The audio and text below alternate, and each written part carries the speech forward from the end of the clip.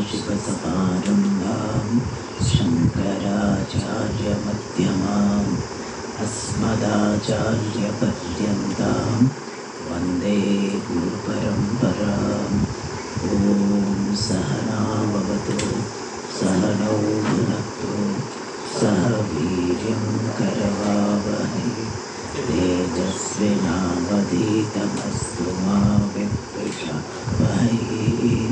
ॐ शान्ति शान्ति शान्तिः। ॐ पार्थाय प्रतिबोधितां भगवता नारायणेन स्वयं व्यासेन ग्रथितां पुराणेन मध्ये महाभारतम् अद्वैतामृतवर्षिणीं भगवतीम् अष्टादशाध्यायिनीम् अम्ब त्वामनुसन्दधामि भगवद्गीते भवद्वेषिणीम्। यं ब्रह्मा वरुणेन्द्ररुद्रमरुतः स्तुवन्ति दिव्यैस्तवैः वेदैः साङ्गपदक्रमोपनिषदैः गायन्ति यं सामगाः। ध्यानावस्थिततद्गतेन मनसा पश्यन्ति यं योगिनः शान्तं न विदुःसुरगणाः देवाय तस्मै नमः।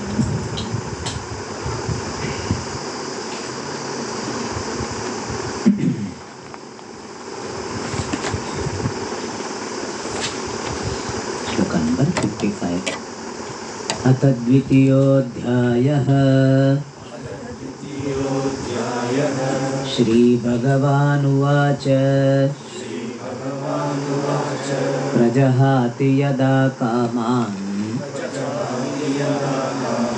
सर्वान् पार्थमनोगतान् आत्मन्येवात्मना तुष्टः स्थितप्रज्ञस्तदोच्यते दुःखेष्वनुद्विग्नमनाः सुखेषु विगतस्पृहः वीतरागभयक्रोधः स्थितधीर्मुनिरुच्यते यः सर्वत्रानभिस्नेहः तत्तत्प्राप्य शुभाशुभम् नाभिनन्दति न द्वेष्टि तस्य प्रज्ञा प्रतिष्ठिता।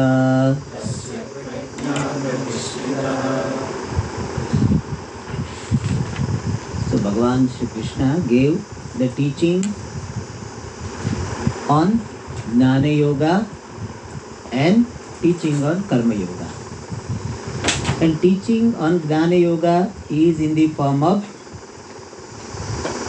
giving the vision of the self. I, the self, am limitless. I am Brahma. That vision was given.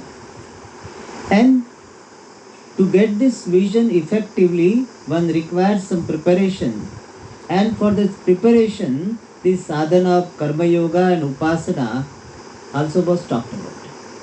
Karma Yoga was directly mentioned, Upasana is implied. And then Bhagavan said that you prepare yourself by Karma Yoga, and having prepared yourself, get this vision of Atma being limitless through Shravana, Manana. So you get the conviction. And then by Nididhyasanam you attain the abidance in this wisdom. And abidance in this wisdom itself gives you freedom from bondage. So that complete teaching Bhagavan gave. And after that Arjuna has a question. Question is that what is the lakshana? What are the characteristics of a person who has got abiding wisdom? And how will he respond verbally to different situations? where he will be resting mentally when he is not interacting with the world, and what will be his mind frame when he or she is interacting with the world. These are the questions asked. In short, what are the characteristics of a person of abiding wisdom? And Bhagavan started giving the answer, and the first answer he gave, the wise person is the one who is free from any desires from any person, any object, or any situation. And desire means these expectations for fulfillment from the world, that he is free from. It is not that he will not ask for food, he will not ask for water, not that. Here, desire means these expectations for fulfillment from the world, that this person will make me fulfilled, this object will make me fulfilled, that setup will make me fulfilled, therefore I want it. That type of desire is not there. And why desires are not there? Not that he has suppressed the desire.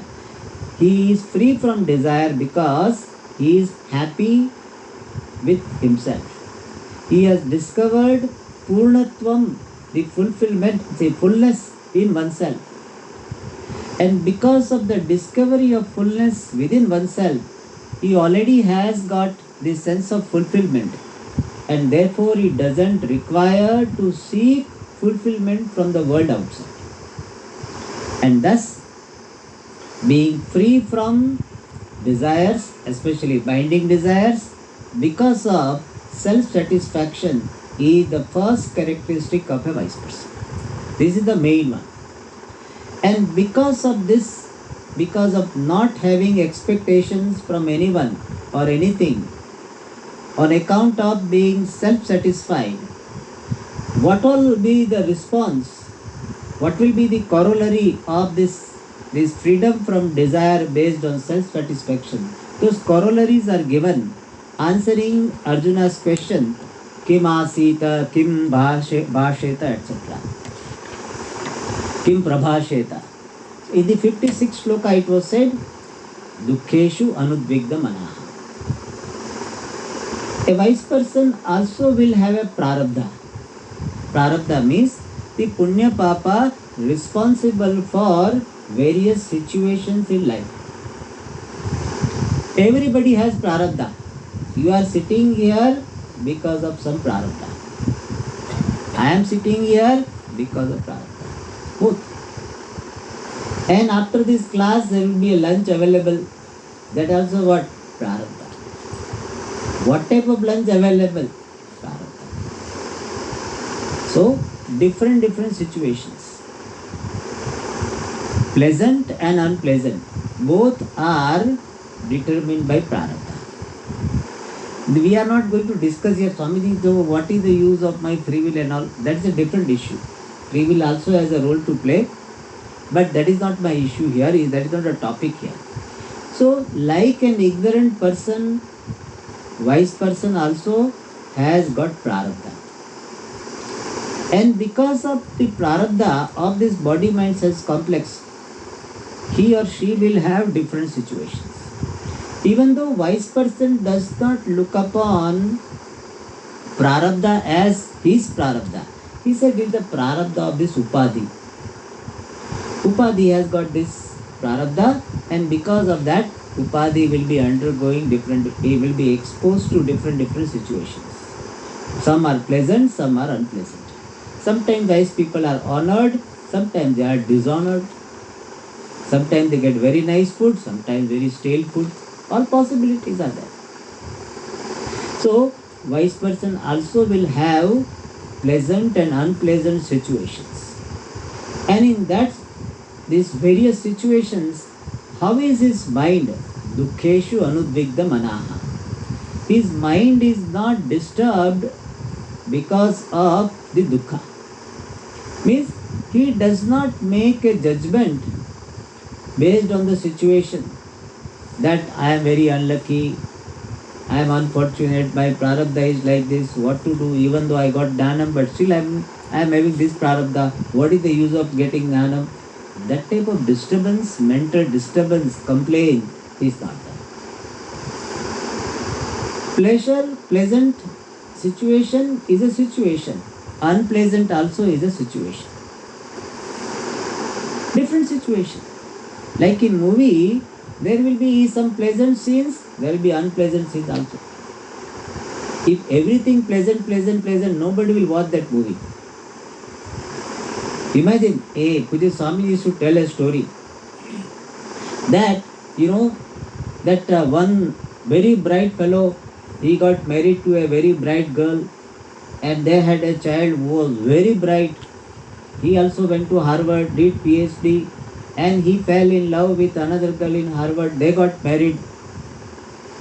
And no objection from any side. Family side, no objection. They got married and they had a child. And the grandfather is telling, wow, he's looking like me. Movie is over. Imagine, who will see this movie? Everything goes very smoothly. Will anybody watch this movie? उसमें कुछ मसाला नहीं है. See, when they fall in love, then third fellow should come in between, or father will object, mother will object. Some things could happen. Here nothing is happening. Everything goes smooth. So pleasure, unpleasant scene will be there in a movie. Unpleasant will be there in a movie. There cannot be only pleasant. Nobody will see this movie. It will look unrealistic. The movie people that try their best to show some reality, and therefore pleasant, unpleasant scenes will be there. So wise person attitude is what? Pleasant also was a scene, unpleasant also a scene. Therefore, anudvigna manaha. And sukheshu vigata spruha. And when the pleasant situations are there, he is not having the craving that this should continue. The ignorant person, what is his attitude? When unpleasant situation is there, he is crying. And pleasant situation is there, he wants to hold on to that. ये दिल अभी भरा नहीं है. So I want to have more. It should not stop now. See, when you are watching movie, pleasant scenes is there, that also will go. Unpleasant will go, pleasant also will go. But you want to. Theater you cannot do this. No, ये seat को थोड़ा दोबारा लगाओ. It is not possible. At home you can do it. But movie is there, so it will go. So, wise person is the one who doesn't crave for the continuity of pleasant situation. One more scene. As unpleasant was a scene, the pleasant also is one more scene. And this has come, this also will go. Therefore what? Vigata spruhaha. There is no craving that this alone should continue. That is not there. Vigata spruhaha. Sukheshu, with regard to comfortable situation, there is no craving for continuation. Craving for repetition. Come again, tomorrow also. No. You have come, I welcome. And you have to go, yes, I understand. It was a nice day. But not that, you don't go. No, I have to go. But you come back tomorrow. There is no such thing. If you are here, fine. If you are going, go to Vango. That's all. We get a school. You can welcome everybody and you can let go everybody. Like marriage party, you are supposed to welcome everybody. And when somebody is going, you should not stop. It's a marriage party. They are not a residence. You are in a marriage hall you have hired. You cannot, no, yahi reh jao. Achha, you are so good. There is no such thing. Vigata spruha. You have come, smilingly welcome. You are going, okay. Very nice. Thank you for coming. That is called Vigata spruha. But this samsari mind is what? He always wants, why it is getting over? People don't want. And in fact, sometimes, while enjoying itself, while experiencing that pleasant situation, their mind, one part of their mind has got worries in the background. This will go away, this will go away. Or today, only one day to go, only after this go. Because Swamiji used to say this very nice. He said Faluda. One particular drink is there, Faluda. So this fellow, glass, he doesn't buy generally, but one day bought Jors Lagake. So which, so much force he bought one, miserly. So one glass and he's drinking. He's enjoying it. He likes it. But he's seeing what? Glass is going down, down, down, down. So he's worried. Glass is going down. It will go down. It will be over. But this samsari mind is like this. So even while experiencing pleasant things, there is worry what? It will go. And therefore, in fact, they are not able to enjoy the thing completely because of this background worries. And it will come sometime in a very distorted manner. One boy used to be there in Bangalore, I remember. He used to like the guest so much. See, he wanted to have the guest all the time. So any guest comes, he will ask, when will you go? Actually, he wants him to stay, but he is asking of his worries. They will go away. So when will they go? So the guest may feel very bad about it. That my parent must have taught him to ask.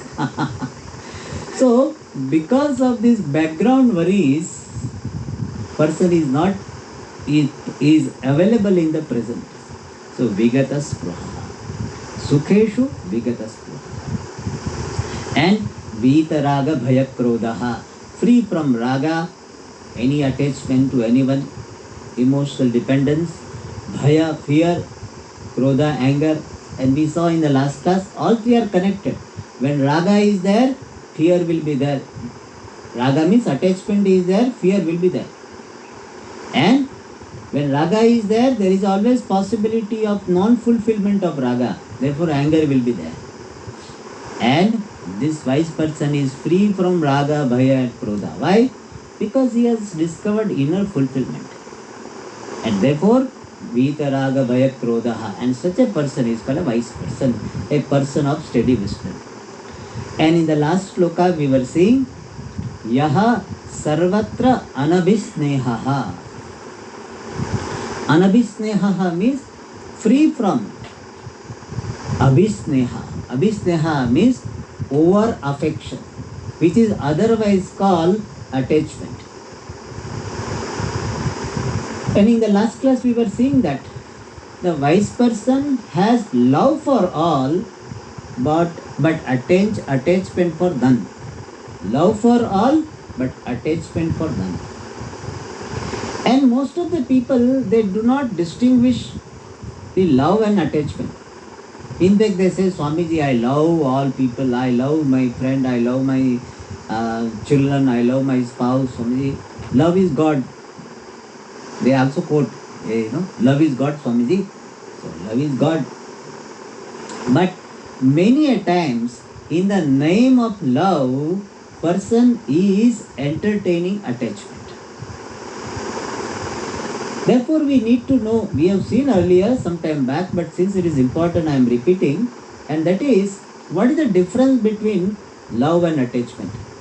In fact, many a times, there will be a little element of love and so much element of attachment. The difference between love and attachment is coming from weakness, the emotional dependence upon the world. I want some support, emotional support. I want to hold on to someone. So it is coming from the mind which wants to hold on to someone. Means it is coming from weakness. Attachment is coming from a weak mind, the mind which wants to depend upon someone, eagerly waiting. कोई support देता है. Some like old person is waiting, no? Somebody should come and take me, give me support and take me to the place. So like that, person is waiting, always wants to hold on to someone. So that is the sign of attachment. Whereas love is not coming from such mental platform. Love is coming from strength. I am already having this sense of fulfillment, at least in relative sense. Whereas in the case of a wise person, he has got sense of fulfillment. But still, he can have love. Love means what? Love is is an emotion characterized by acceptance, appreciation, and being pleased. In fact, whom do you love? The one who invokes pleased self in you. And for a wise person, everything invokes the pleased self. So, the love is an emotion characterized by acceptance, appreciation, and being pleased. And therefore, being pleased is not out of helplessness. Since there is appreciation, so there is a joy. It's a joy of appreciation of the person or a thing. And this you can appreciate what love means to be when you see a flower and you love the flower. It's not that you have to go and hug the flower. Nothing. There is acceptance of the way flower is. You appreciate the way flower is, and it invokes the pleased self in you. That is what is love is. Similar frame of mind you can have with reference to the people, then it is love. It is not that, oh, let me see some good flower. Where is good flower? Today my day is incomplete without seeing a good flower. I was watching. I got it. That is not the frame of mind. Attachment means you want some support.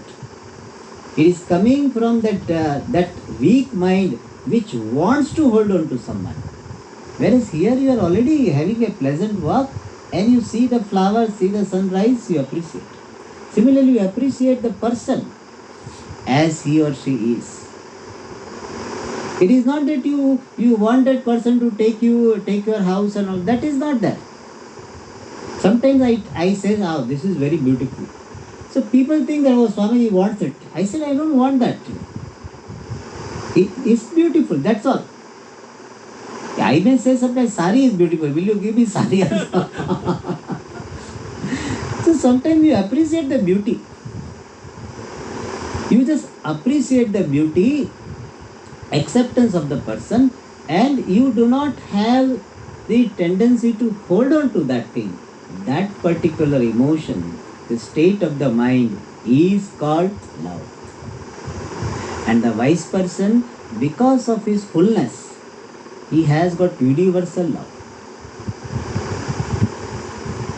Okay, so that is the first thing, the difference between the attachment and love, strength and weakness. Second is, love is more focused on giving, is a giving centered, whereas attachment is taking centered. Means when you are having the relationship of attachment, you always think, what I am getting out of this? He doesn't care for me. She doesn't care for me. I was sick, he didn't even ask. She didn't ask. So you are always, have this desire to get something from the relationship. You are focusing on receiving, getting something in attachment. Whereas in love, anyway you have relative or complete fullness. Therefore you do not have expectation. In fact, out of your appreciation or these appreciation and acceptance and your fullness, you are ready to give. You care for the flower, so if you can do something for the flower, give some water to the plants, you give. That is the difference. So attachment is the taking, getting centered, and the love is giving centered. Third is, in attachment, there is a tendency to control. Why? Because you have insecurity. Whereas in love, you give freedom. Puja Swamiji used to very nicely says. He says, generally people think love means control. Means in their mind, love and control go together. He said, get up, sit down. Why? I love you. So I love you, therefore you should be controlled by me. Or if you love me, you should be controlled by me. That type of mind. Do you love me? Then you should listen to me. I love you, so listen to me. So they connect this love and control. But really speaking, love gives freedom. Attachment alone is characterized by this controlling tendency. And in attachment, what happens? The person's view of the facts is veiled. He will have unreasonable expectation. Means his Vivek Shakti is distorted or affected, and therefore person is not able to see things as they are. When I am in relationship with someone, I wish that this person should remain as he is now or she is now. He should never die. Nothing should happen to him or her. So my the view of reality is highly distorted when I am having attachment to a thing. When I am attachment to the car, my car should not have a single scratch. My car should never look old. It will become old. So when attachment is there, your understanding of even this ground reality is affected. Whereas in love, your Viveka Shakti continues to be as bright as it was there earlier. Means you accept the facts of life. In attachment, you want facts to be changed. Everybody should die, but not my beloved. The unreasonable expectation comes. Whereas in love, you say, my beloved object also is an object. He also is a person. He also is subject to age. And he also have to go.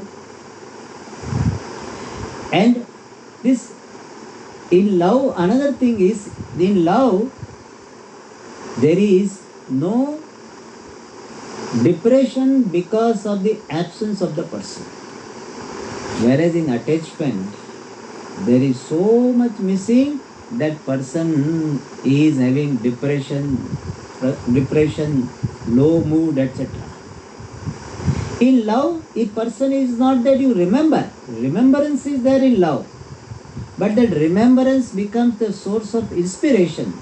Whereas in attachment, remembrance becomes the source of sadness. So love starts with joy, continues with joy, and even culminates with joy. Whereas attachment starts with this some low spirit, continues with this low spirit all the time, anxiety, insecurity, and it ends up also in sadness. That is the difference. So the wise person has love for all, but not attachment to anyone. That is what is said here, anabhisneha. In fact, he has got fullness, therefore it will be expressed in the form of love, but not attachment to anyone. What a beautiful relationship he will have, she will have, where he can love all without getting stuck with anybody. It is not that he is a dry person. People generally think that a wise person means will be a dry person. He will not have any feelings. He cannot love anybody. That is not true. In fact, he can love all. You, as an ignorant person, can only so-called love only for a few people. Whereas I have seen that Puja Swamiji, he loves all. And he told very beautiful thing. He said, to love and to be loved, both are blessings. And whether other person loves me or not, there is some amount of doubt. Especially an ignorant person will have a doubt whether he really loves me or simply is faking. So, in being loved, there may be some doubt. But when you love someone genuinely, you know it. That also is a blessing. So to love also is a blessing, to be loved also is a blessing. Then our focus should be on what? To love. Try to be blessed by giving love rather than demanding love. Many people have this feeling, Swamiji, I am not loved by anybody in this life. Nobody loves me, Swamiji. Nobody loves me. This is most of the jivas have this feeling. Swamiji, I am not loved. In fact, many spouses they feel that they are not loved by their spouse enough. After marriage of so many years, there is a doubt. Do you love me? Really? He said, really? Swami used to say that this man after marriage of 25 said, I love you. He said that other spouse will ask, really? The really means what doubt is that? Really? So, rather than this demanding love, you just give love. And how do you give love? One way of there are certain principles. One is that don't have agenda for the person. If your agenda comes into the picture, your love will become attachment. Sometimes it may happen, it starts with love, like in a tennis game, starts with love, but afterwards, love all it starts, no? Love all. So afterwards it starts into attachment. And therefore, wise person, he loves all because of his fullness, but not attached to anyone. And this wise person, Shubha Shubham Prapya Tat Tat, attaining favorable and unfavorable situation, na abhinandati. He is not elated, na dveshti, and by attaining unfavorable situation, he does not hate. And na abhinandati, na dveshti also can be seen in terms of verbal response. So na abhinandati means he does not praise anything too much. Na dveshti, he does not criticize anything. No, too much. He does not criticize anything. He sees them as they are. So na abhinandati na dveshti shows that the wise person is free from this too much praise of something or even criticism of something. Even if he criticizes only some aspect of a thing, and that too when asked, if he has to. And thus he is ninda stuti rahitaha. And some people may say, somebody, what is wrong in being excited? Na abhinandati means he is not excited. What is wrong in excitement? Without excitement, what is life? So that is why we are saying, na abhinandati, that your graph goes so high that when you come down, the falling will be too high.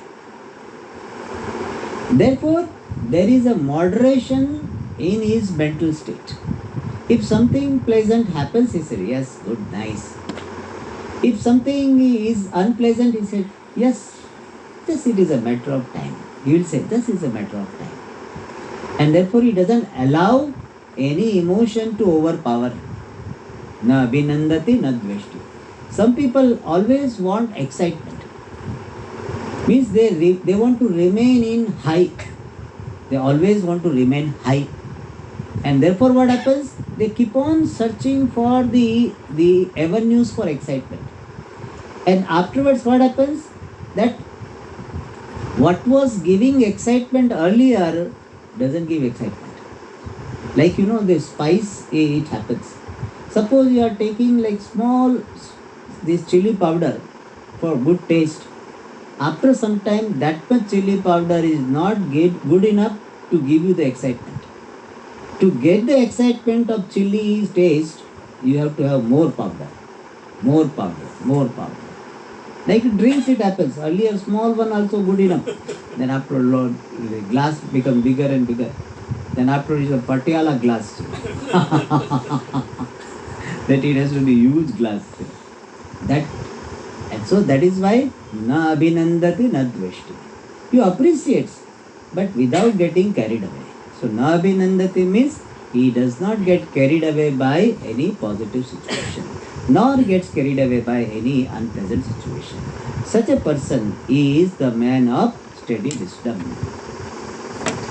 Now, from the next sloka, Bhagavan Sri Krishna is focusing on the sadhana for getting Dana Nishtha. So far he talked about the characteristics of a person who is having Dana Nishtha. Now he is going to talk about how to get this Dana Nishtha.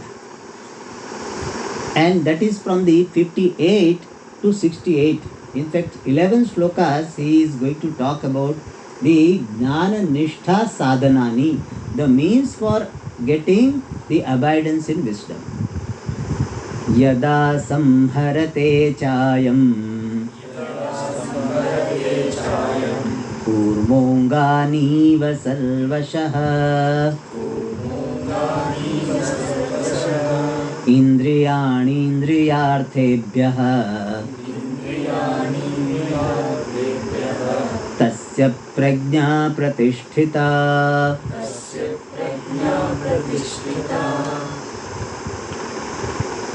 So here he is going to talk about the sadhanas.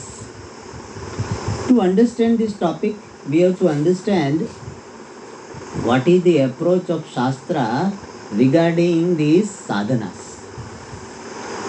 Shastra says, by Karma Yoga you get Chitta Shuddhi, purity of the mind. By Upasana you get the steadiness of the mind. And this purity and the steadiness of the mind will make you qualified for pursuing Jnana Yoga. And Jnana Yoga is consisting of Shravana, Manana and Nididhyasana. Listening to the scriptures, deliberating upon the scriptures, the content of the scriptures to remove the doubts. And by Shravana and Manana you will have this conviction in the vision of Shastra about yourself. I am Brahma, there is a conviction. But after this conviction also there can be a problem of habitual error called Viparita Bhavana, and for that Nididhyasana is to be practiced, so that your Jnanam will be converted into Jnana Nishtha. From Jnani you will become Sthira Jnani. From Prajna you will become Sthita Prajna. And for that the sadhana, as I said, is Nididhyasana. And for Nididhyasanam to be effective, one requires certain sadhanas. Otherwise Nididhyasanam itself will not happen.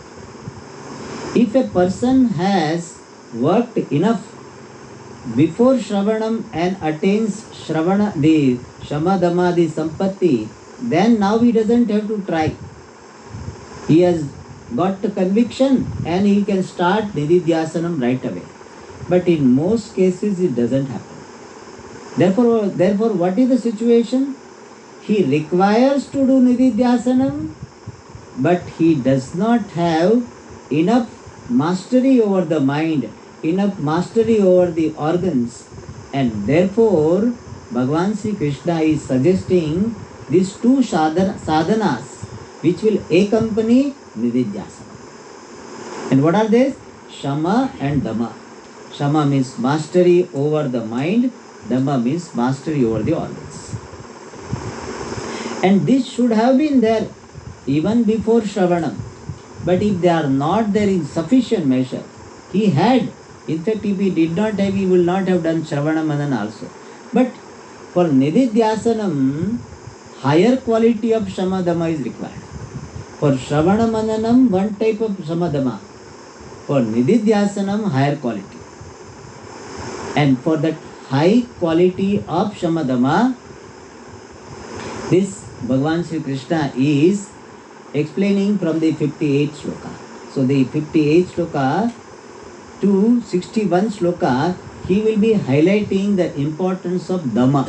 Dhamma means mastery over the organs. What do we mean by mastery over the organs? Does it mean that I should not see anything, I should not hear anything, I should not talk at all. Means all my Gyanendriyas should be stopped, switch off. Like mobile you switch off, similarly eyes, ears you switch off. And Karmendriyas means your hands, legs, organ of speech, all of them should be also switched off, paralyzed. So does it mean that we stop using the organs? No. Stop using the organs is not the mastery. Like you have mastery over driving or mastery over the car, when can it be said? You have mastery over the car. Why? Because you are not driving. You keep the car in a garage and you say, Swamiji, I have mastery over the car because nothing happens to my car. Nothing will happen. If you are not driving the car, nothing will happen. Like some people say, Swamiji, I never failed in my life. Why? Because I did not do anything. If you don't do anything, there is no question of failure. So, Damaha, mastery over the organs doesn't mean not using the organs, but using them with discretion. So, with reference to inputs from the world, we have discretion in the form of mastery over the Gyanendriyani, mastery over the organs of perception. Means what I see, what I hear, what I touch, what I taste, with reference to what I smell, all of them there is a discretion. Nowadays people have to have more discretion because inflow is very high. In olden days, hardly any TV will be there in the city. TV was not there and this internet was not there. Therefore people used to go to the temple easily. Temple used to have a big crowd. But nothing. I know that is our evening pastime. I remember morning we will go in this Krishna temple, evening we will go Shiva temple. Prasada from both the places. So we did not have. Now you see, the whole world is in your hand. With so many, this Facebook and this WhatsApp and the Telegram, and I got so many things are there. Now the GPT, so many things we have. YouTube is there, so many things. And therefore what? Person has to use lot of discretion. What I should see on TV, what I should see on internet, lot of discretion is required. Discrimination is required. So that is called Damaha. Damaha means using my discrimination in using my sense organs. So with regard to the usage of sense organs, I use my discrimination and only that which is moksha friendly, that inputs I allow, and that which is hostile to my pursuit of moksha, I don't allow. That is called Damaha. I see only those things which will not excite or disturb or distort my mind. I will not hear those things which will disturb or will deviate from the pursuit of moksha. Nowadays is so much required. There is a lot of conflicts between parents and children based on this internet. Children, some child committed suicide because not allowed to use mobile. So much. Mobile is such a thing is hard.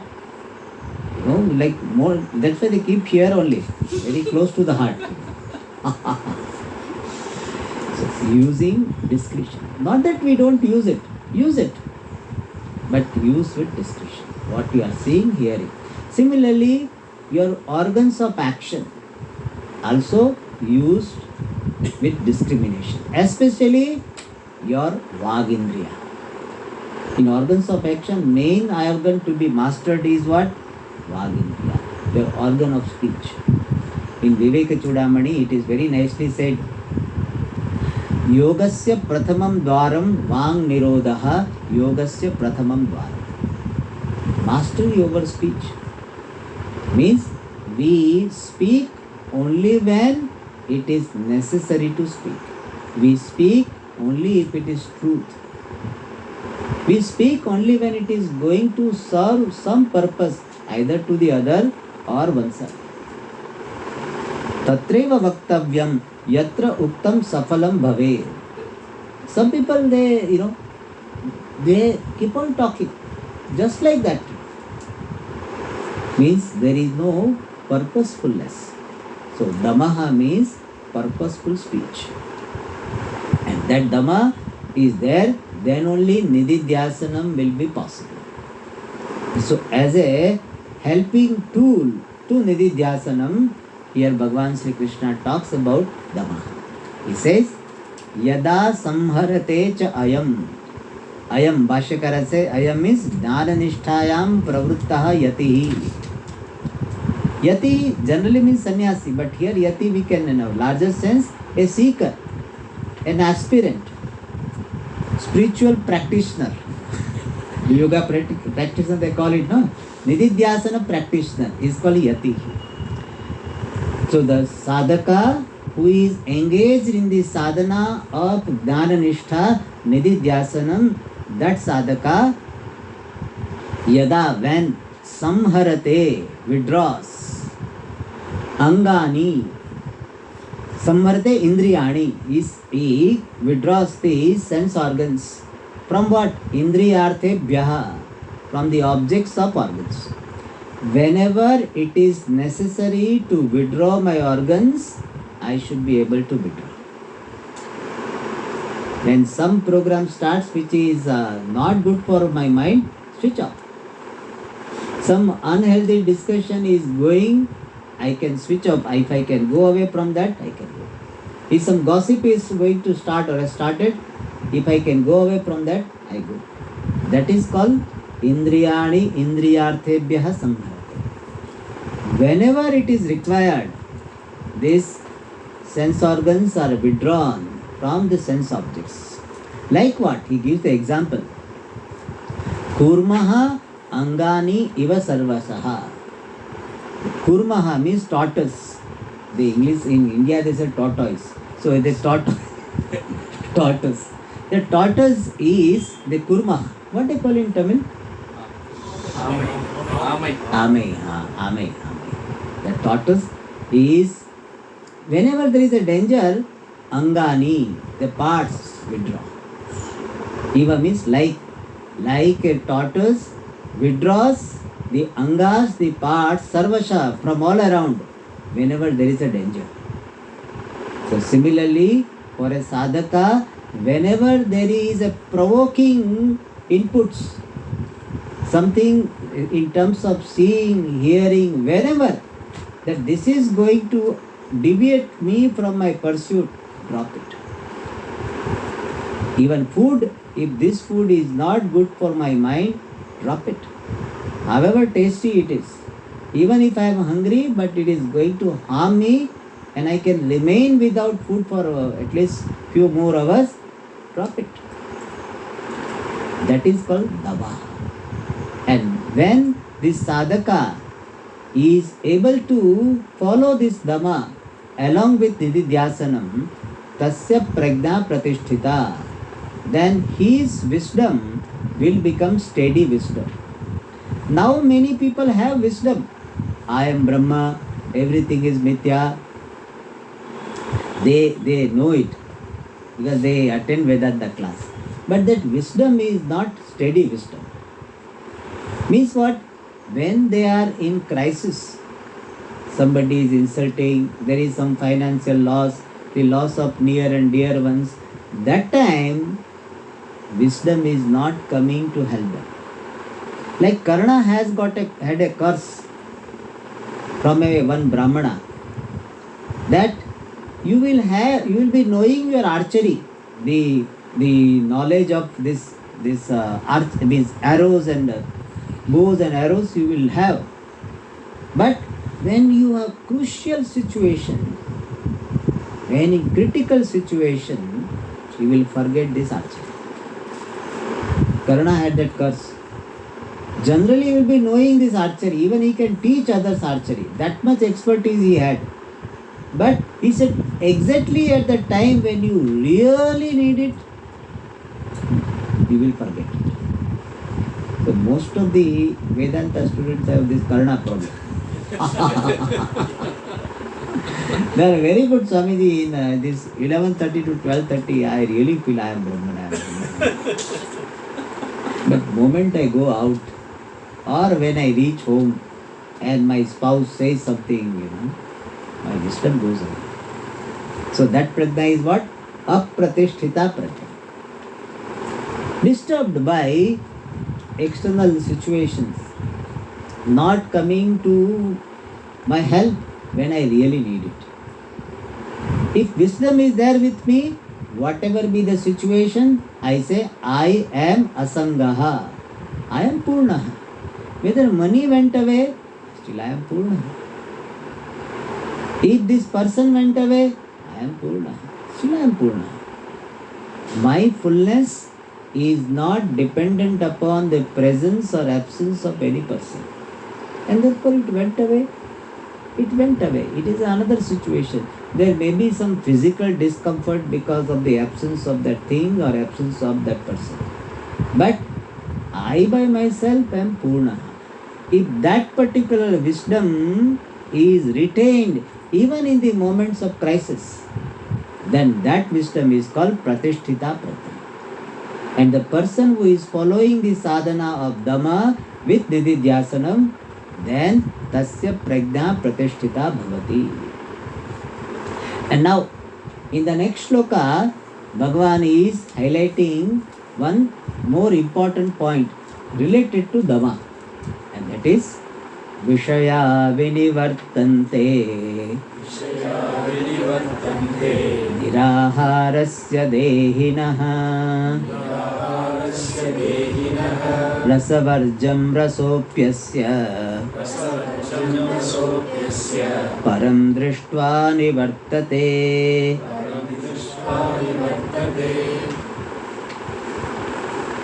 So in the previous shloka, the importance of Dhamma was shown by saying that the person who has got Dhamma, his prajna will become pratishtha.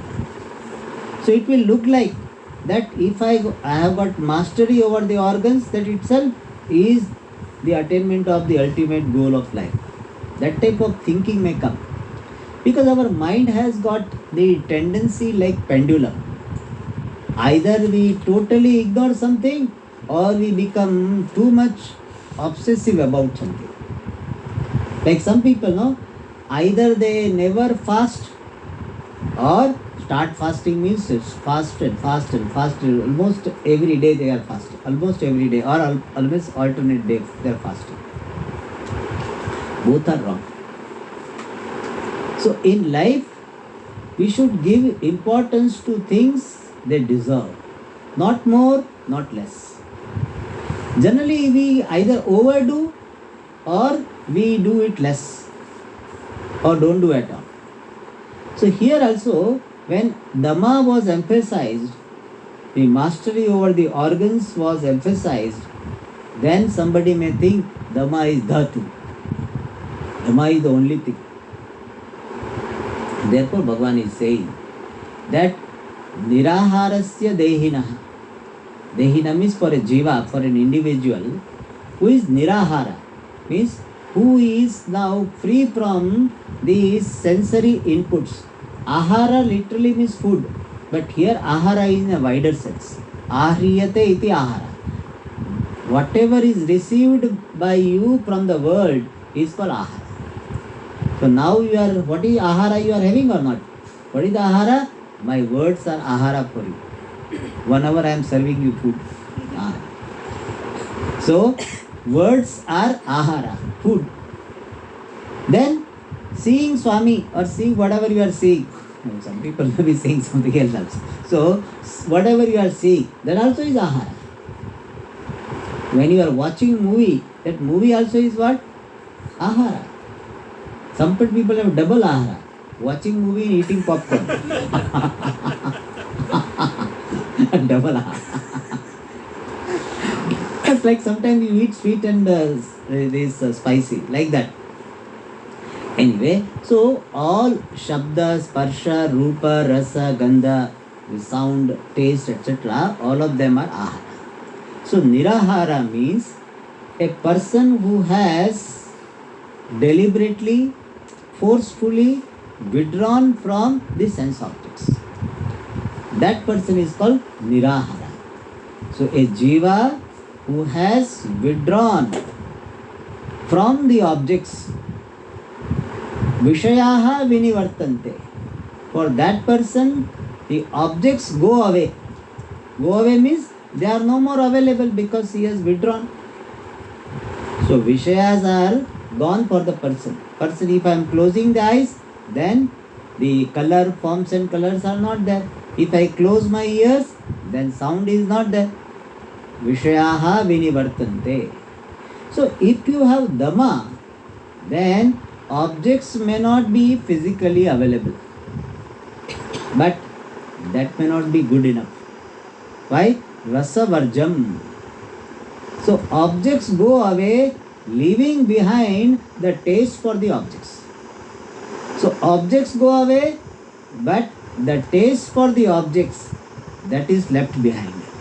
It is something like, you must have seen sometime. The child is playing too much with other children. And now mother thinks that child has to study. So child is brought inside. Child doesn't want to, but mother is very forceful mother. So, and also he had promised that after 1 hour I will come back. Then you let me go. Will you come back? Yeah, 1 hour I will come back. So child has to come back. Otherwise next day mother will not let him go. So he has to come back. But his mind is there in the play. Therefore from the window also he will be, even though he is studying, outside he is studying, but every now and then his mind goes there. What score they did? Who is playing? That is called rasa. So even though physically he is withdrawn from playing, rasa is there. Many times we have given up something, like the diabetic people, they give up sugar, the sweet, but rasa is there. Therefore they are waiting for someone to tell, thoda le lo, just please take it. So he can say that, see, I didn't want to take, but they asked me, so I could not say no. So they always want more prasadam, sweet prasadam. So that is called rasa is there. They say, Swamiji, I have stopped sugar, I have stopped sweets, but rasa is there. Similarly, with reference to all the objects, the rasa, the taste, they use the word vasana, the samskara, the tendencies remain. For a very long time it remains. Even in relationship it happens. You don't talk to the person, but still the rasa for the contact with the person remains. Therefore all the time watching whether his message has come or not, or message has come or not. Why? Rasa is there. Even though you have said, get lost, I don't want to see you, but it is there. That is what rasa remains. So niraharasya, when you have physically withdrawn your organs from the objects, objects are not experienced, but your mind is still reveling in these objects. That is called rasa. And because of rasa, because of this vasana, because of these tendencies, the inclination in the mind, your nididhyasanam will not be so effective. So you have to use some viveka. Merely physically withdrawal from the objects is not enough. You have to use viveka. And by viveka, to some extent you reduce your rasa. Completely cannot be removed. So by viveka, you bring them under the permissible level, below permissible level. Like sugar everybody will have, but it is within permissible limit. So similarly rasa, you reduce by viveka. And when will it go completely? That is said here, rasaha api asya. The rasa of this person, sadhaka, nivartate, goes away. When? Param drishtva. Having intimately appreciated, having got this Dana Nishtha, I am Param Brahma. Param Drishtva means having seen, appreciated. Param means limitless Brahman as oneself with abidance. So rasa will be there and it will go completely only when this Jnana Nishtha comes. Then there is a catch-22 situation. Why? Because if rasa goes, then only this Jnana Nishtha will come. And if Jnana Nishtha comes, then only rasa will go. So how to handle? We will see in the next class. Om Purnamada Purnamidam Purnat Purnamudachyate Purnasya Purnamadaya Purnameshishyate. Om Shanti Shanti Shanti. Hari Om Shri Guru